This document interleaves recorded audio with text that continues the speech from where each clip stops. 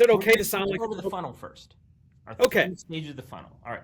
Because I think this is All right. important for people to think about this, because I keep on talking about more and everything. So these are the three types of topics you should be putting out there every day. Each stage of the funnel, in my opinion. All right. The top is awareness.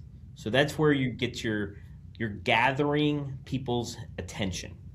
Hey, look, you're an expert at something. That person's an expert. Let's pull them in. Let's pull them in. So those are the people that you talk about their pain points and you're educating them. Does that make sense, Vic? Yeah, absolutely. And you know what I'm listening for now. That sounds easy, Chris. Even I could do that. Go on. All right. Next is building trust. And that's where earlier in today's episode, you talked about case studies. Yes. I think case studies, testimonials, if done right, are a wonderful way to build trust. I think that hearing what other people have to say about you, I was solicited by somebody that actually reached out to me and says, they can help my YouTube channel. It's like, all right, let's see. I listened to their testimonials on their website. I took it another step. I actually reached out to two of them that they had on there and asked what their opinions were now, because I noticed the videos were over a year old of the testimonials. So that builds that trust factor right there. And I think that's what's important. So let me interject.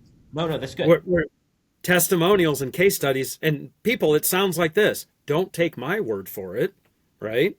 Listen to this paid advertiser. No, I'm kidding. That's the infomercial side of it. But if I had a nickel every time that somebody took me up on that phrase, even though it oozed of credibility and got them where I needed them to go, which is to see and say, don't take my word for it.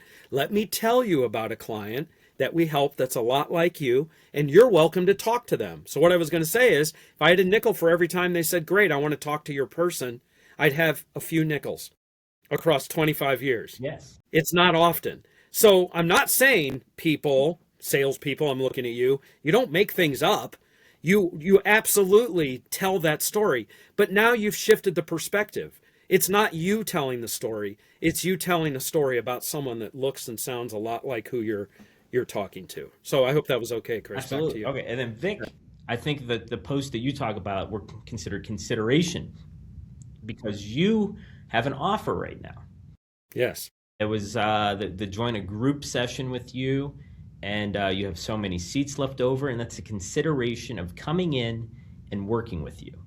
And that consideration post could be a webinar. It could be an in-person event, but it's about pulling them stronger into your network, into your sales funnel, which, and I think that's an important thing that I think a lot of people forget about is how do you take these people that are out there watching and listening and clicking and scrolling and pull them closer to you?